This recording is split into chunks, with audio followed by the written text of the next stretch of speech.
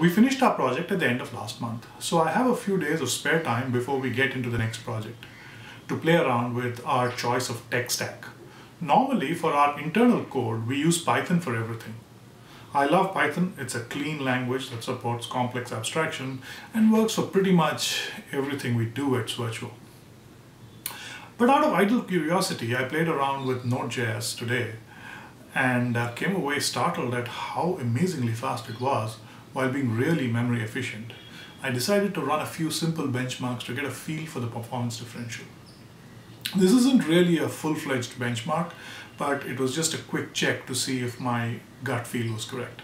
To test the performance of the languages that I commonly use, I wrote a really simple benchmark to count the number of numbers that are not multiples of 3 up to 100 million.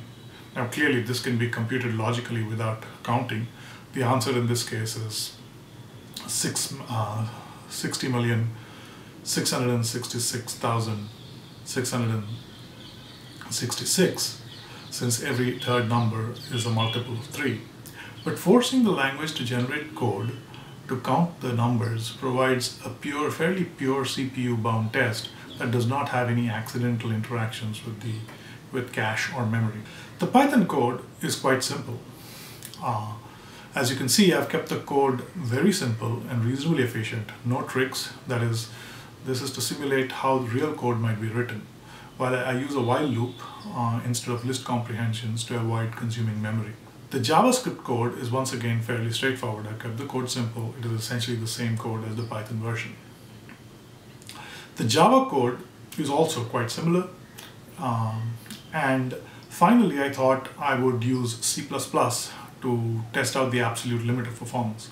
Although I wouldn't use C++ for web development, we do use C++ for simulation code at svertual and for many of our clients.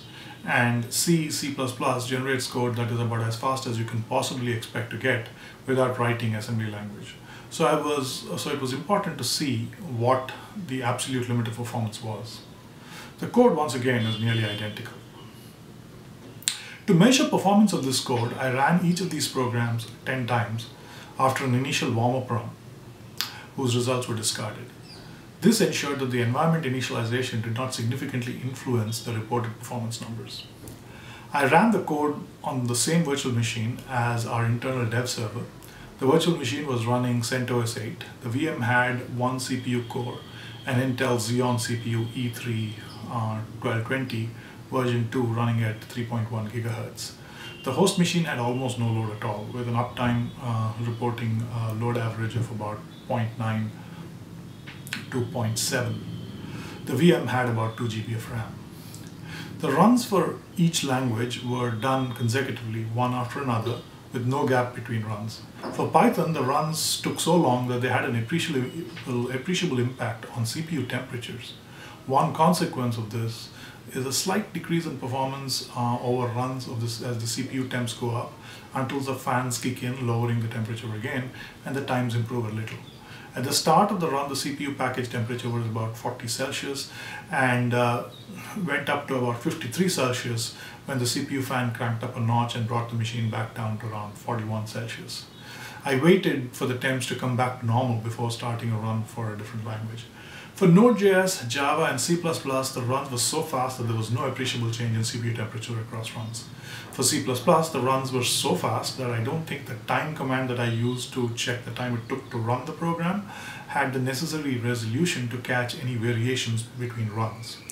The figure below shows the results. Python is about 80 times slower than Node.js and Java, which are themselves 80 times slower than C++. Making Python a whopping 6,000 plus times slower than C++. Are these results really representative of real-world performance of a Python web stack versus a Node.js web stack? Definitely not. These are artificial CPU-bound benchmarks. Most web service code will be I/O bound and network bound, so I'll probably need to do a more realistic comparison by writing a complete web service in Python and Node.js and then comparing the results, but that's a task for another day. However, there's enough smoke here to suspect a fire. Node.js really does seem to be more performant relative to Python. And although the CPU benchmarks don't show it, Node.js might also be less memory intensive than a Java web service. Our next project involves deploying a web service in a very memory and CPU constrained environment on the equivalent of our T2 micro AWS instance. The instance is already running several websites, and I feel that adding the load of a Python web service might be too much. In this case, using a NodeJS application, or rather building the application in NodeJS, might be a better idea.